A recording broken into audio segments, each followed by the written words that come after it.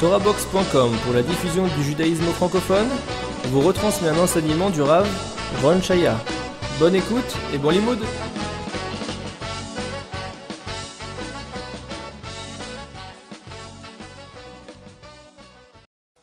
Ok messieurs, on a vu la dernière fois qu'est-ce que c'est un tefillin kasher et non kasher. Maintenant on va passer à la façon kasher de les mettre. Alors, il y a des parties de mon cours qui vont être des choses qui sont essentielles. C'est-à-dire que si on ne fait pas comme je dis, on n'a pas fait la mitzvah. Parce que si on met le tefillin n'est pas au bon endroit, alors on ne l'a pas fait. Et après, il y a des coutumes. Là, du moment qu'on a mis à l'endroit où il faut d'après la loi stricte, alors on a fait la mitzvah. Simplement, il y a des choses qui sont meilleures à faire, qui sont moins bien à faire.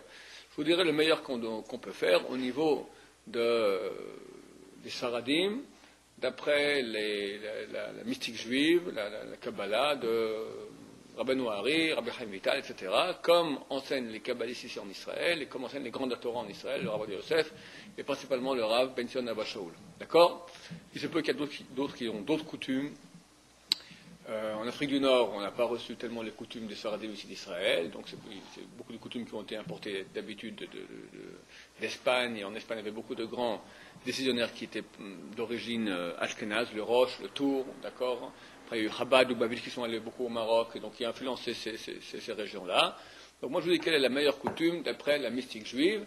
Il est préférable, je pose la question au Rabbi Zina Machoul il y a une quinzaine d'années, qu'est-ce qui est préférable pour un Marocain qui venait maintenant en Israël, de faire la loi marocaine ou de quitter ses coutumes marocaines et prendre maintenant la loi israélienne, les coutumes ici d'Israël? Il m'a dit caché, c'est dur. C'est dur de répondre, ça veut dire que c'est dur pour eux. Les Marocains, Baruch Hashem, c'est nord-africains, ils tiennent à leur Torah comme il faut bien, c'est très dur pour eux de changer leurs coutumes.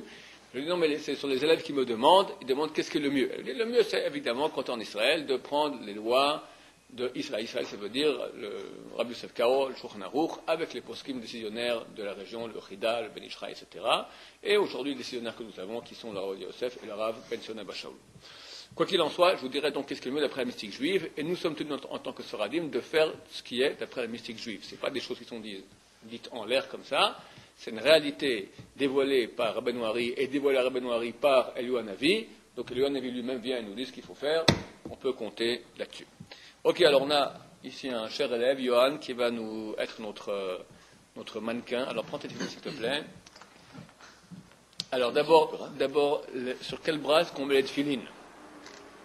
Alors c'est marqué, Ukshartam le hot al yadcha. Al yadcha, on écrit en hébreu Yud Dalet Kaf. Dans la Torah, c'est marqué Yud Dalet Kaf Hey. On rajoute un Hey à la fin, ce qui est une erreur d'orthographe. Pourquoi?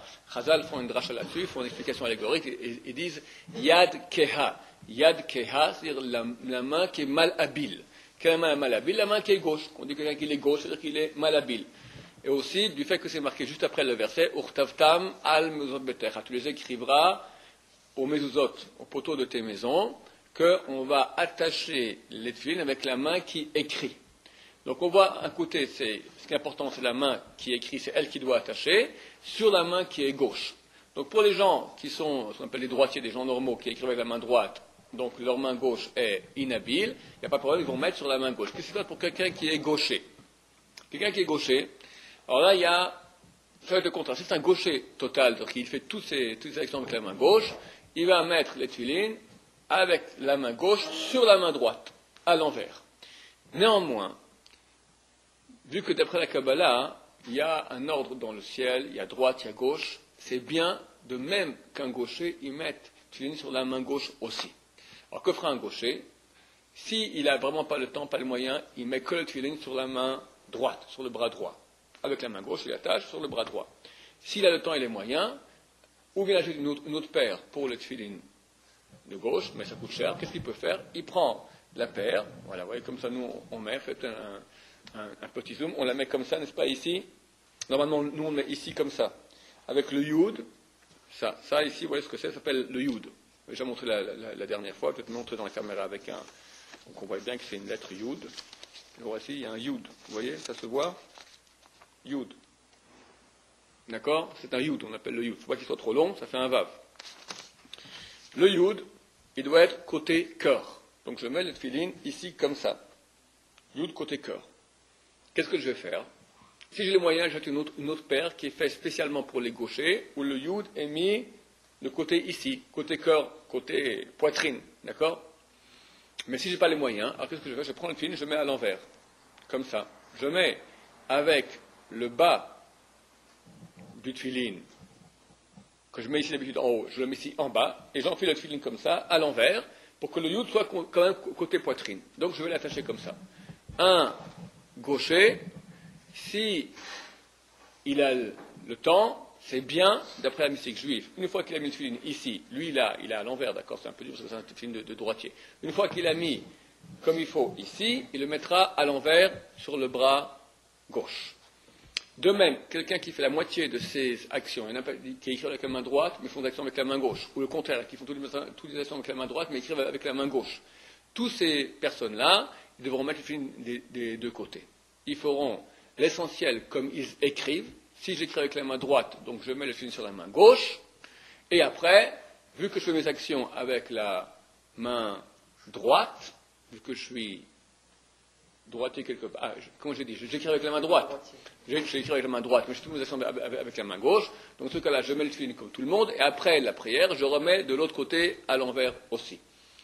Que ceux qui sont complètement droitiers, donc ils écrivent et leurs actions avec la main droite, mais ils mettront les tefilin normaux, pas besoin de mettre deux fois. Juste une partie C'est ce que j'ai dit. Non, pas toutes, je veux dire juste une partie, quelques-unes. On fait une partie avec la main droite en plus de l'écriture. Alors ça vaudra la peine, c'est pas obligatoire, mais ça vaudra la peine de mettre des deux côtés. J'écris la main droite, je suis plus fort de la main gauche, et je fais une partie des actions avec la main droite et une partie des actions avec la main Alors que c'est un très bon cas, donc c'est exactement la question qu'elle vient de poser. Tu fais une partie comme c'est une partie comme ça. Tu es plus fort de la main gauche aussi. Tu écris avec quelle main? Ok, alors on va d'après l'écriture, c'est plus important, bien que c'est un doute. Donc tu fais la bracha sur le bras, en mettant le tefilin sur le bras de gauche, vu que tu écris avec la main droite, donc la main droite tu attaches, celle avec laquelle tu écris, ukshartam, c'est marqué tu attacheras, urtavtam, tu écriras, tu attaches avec la même main que tu écris, mais après, vu que tu fais beaucoup d'actions, tu es plus fort de la main gauche, tu remets le tefilin de l'autre côté sans bracha.